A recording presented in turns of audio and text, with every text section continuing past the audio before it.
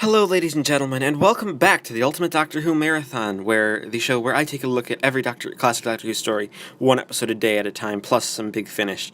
And today, on this installment, we are taking a look at the fourth Patrick Troughton story, which is, of course, the Moonbase. And we are starting with episode 1 on what today is the 2nd of November, 2017, which I just, of course, finished watching.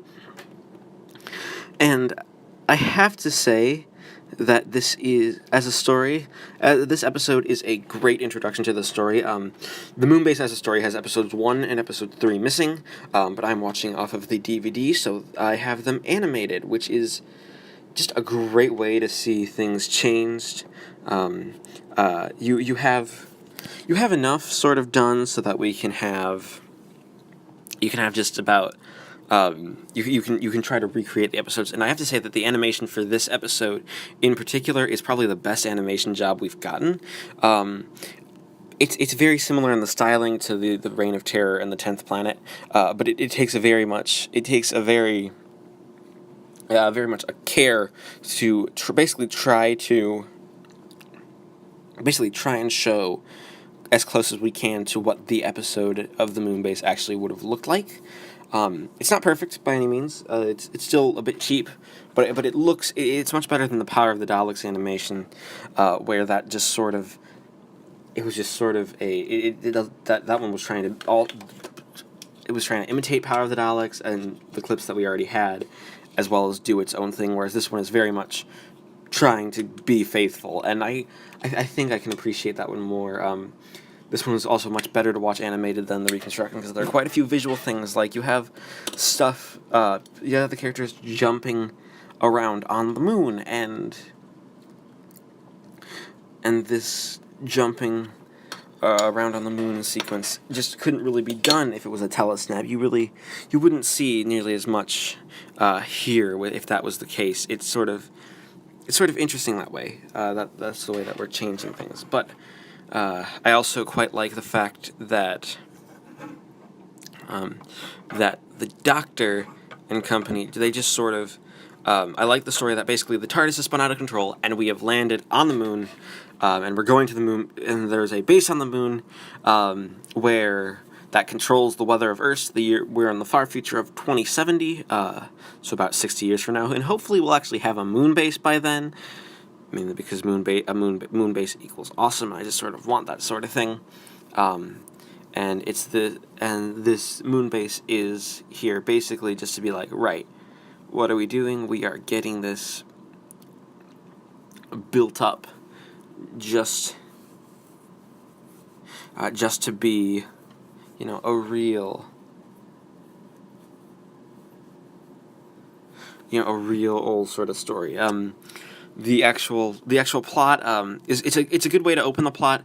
I have one big complaint, is that Jamie feels very much rushed into the plot. He's here in the capacity that he passes out, and a lot of the episodes sort of focuses on, like, oh, is he gonna be okay? And a lot of him in the sickbay, when we could be with the Doctor investigating things like why are people getting sick? But Jamie's not one of the people getting sick, and like the way people get sick is interesting, and you have quite a lot. You just sort of had this sense that everything is sort of revolving around Jamie, which doesn't do much. It sort of makes things off. The cliffhanger itself is good, that we have just revealed that the Cybermen are back. What's interesting is that it's kind of soon after the 10th Planet. That was really only about they were appeared. That was about 14 episodes ago when they were still in. We haven't had much of a gap in between their appearances, which is an interesting sort of way of doing it. So I think the Cybermen are going to be a bit more prevalent around the Troughton era, just because we already have them. And that being said, I think that the Moonbase as a story, it's a good way to start the story. We have great animation, a great start. I'm gonna give the Moonbase episode 1 an 8 out of 10, just because Jamie's stuff is so superfluous. He really hasn't come into his own as a companion yet, and he's He's been on the show this is his third story. And then, of course, I'll be back tomorrow for episode 2. Alright, it is the 3rd of November 2017, and I just finished watching episode 2 of the Moonbase, and I have to say that it seems like the Patrick Troughton years are off for a pretty good start, considering this episode isn't very, very, very good. Mainly it does it starts by keeping itself into, basically starts keeping, it helps that we actually have a direction by Morris Berry, who is a new director to the series, but does an excellent job as a director. He knows quite how to make it look. He's making basically the limitations of the small set and the black and white sort of come together very, very nicely, and it looks great. The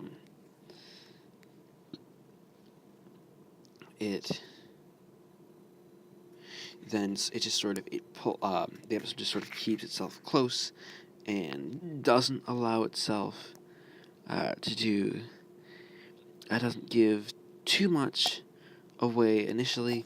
A lot of this one is building up the actual reveal that the Cybermen have infiltrated the Moonbase, because what's interesting is that this takes place in the far future from the time of the planet. People know that the Cybermen are a thing, but they don't exactly believe them at all. Like, they believe it's just one of those silly little stories you don't really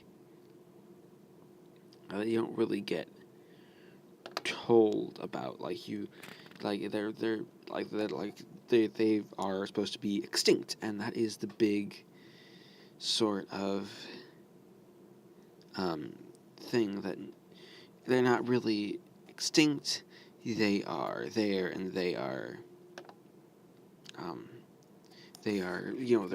invaded, and that is, it's an interesting idea to keep the big Cybermen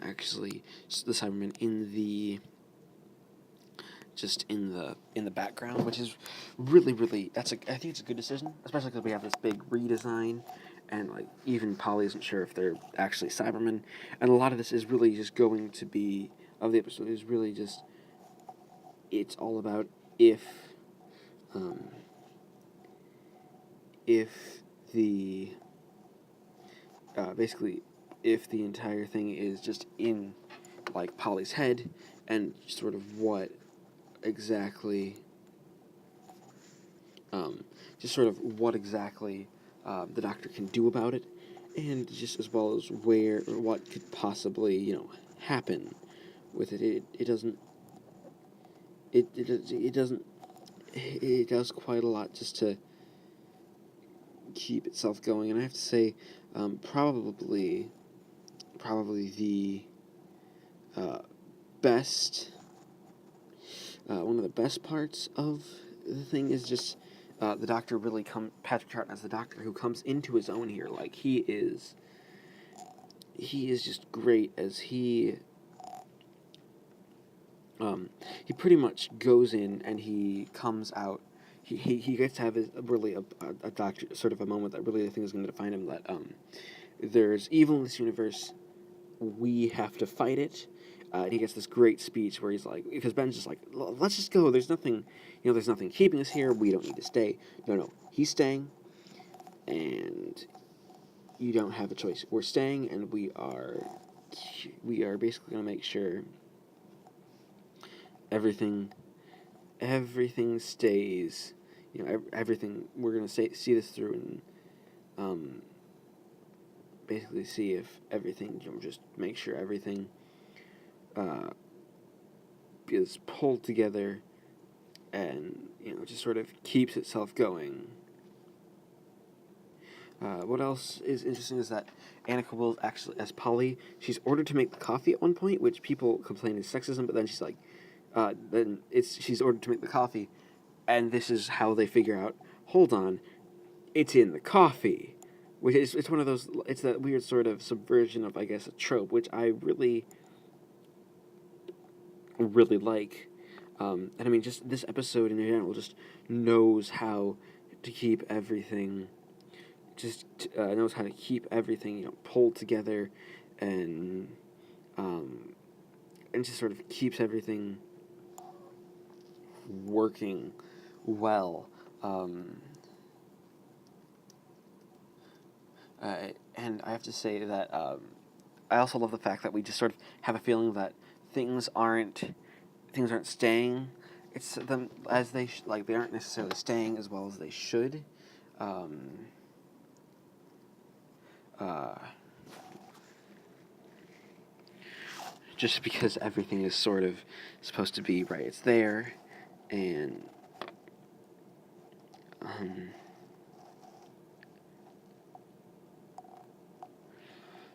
and you need to have.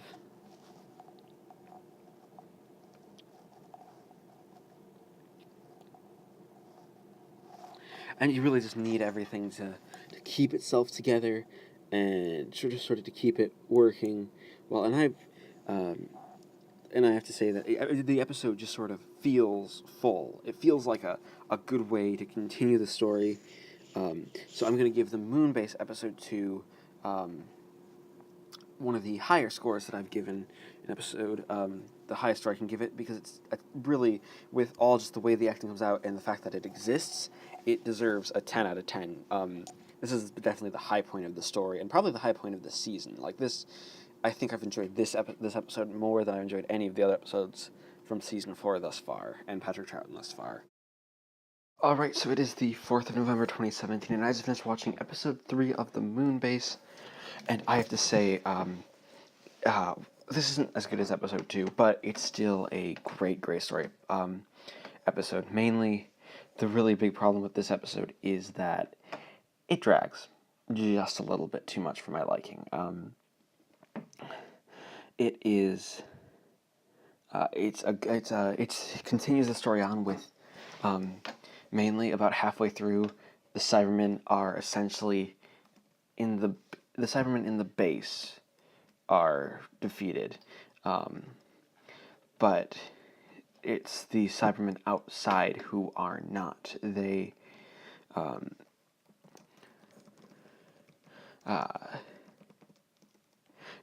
are in effect the big cliffhanger is someone that's rather famous with the Cybermen advancing, and by advancing I mean advancing on the Moonbase, and it is a genuinely creepy sequence. Like it's in animation, so it'll be interesting to see how it's actually been done in live action. But I'm pretty sure the surviving clips are in fact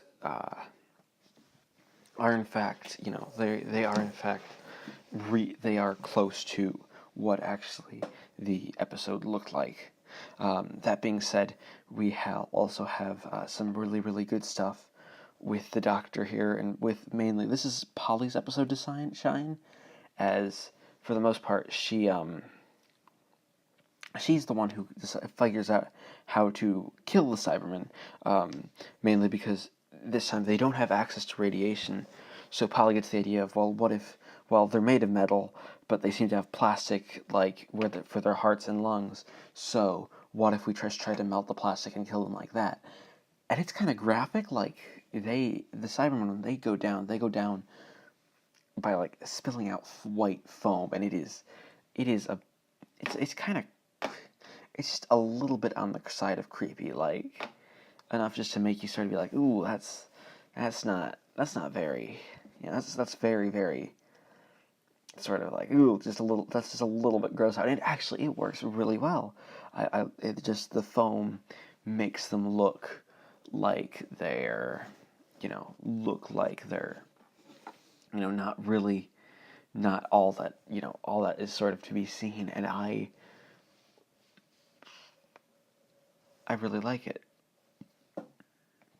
It is a very, very good way of doing it, with that as our sort of way to end the episode, to sort of kill the Cybermen. The big problem is that as an episode, it just sort of, well, it just drags on a bit too much. Like, there's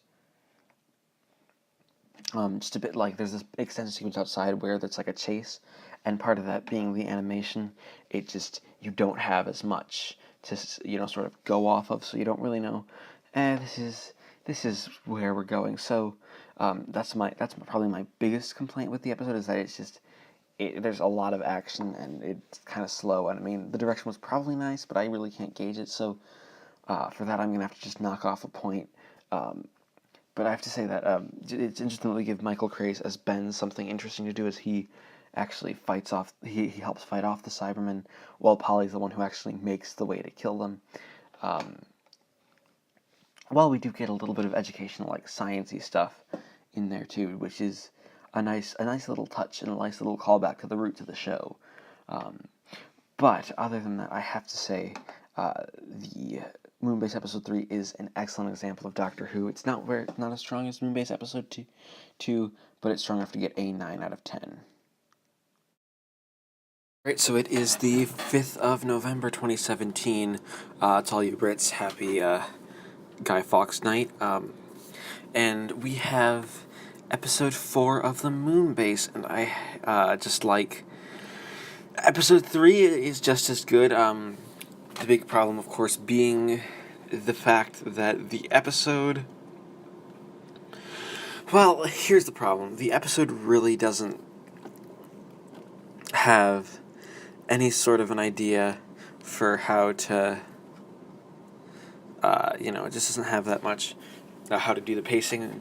Quite a lot of this feels like we could have probably wrapped up with 3 episodes and been, just as good. It doesn't really keep too much for the actual story to keep going. I have to say that I did really enjoy the Cybermen in here. They really do feel like a good villain, even if they don't do too terribly much throughout the story. They're mainly just there for... it feels like they're quite there for quite a bit of show, and not a lot of actual...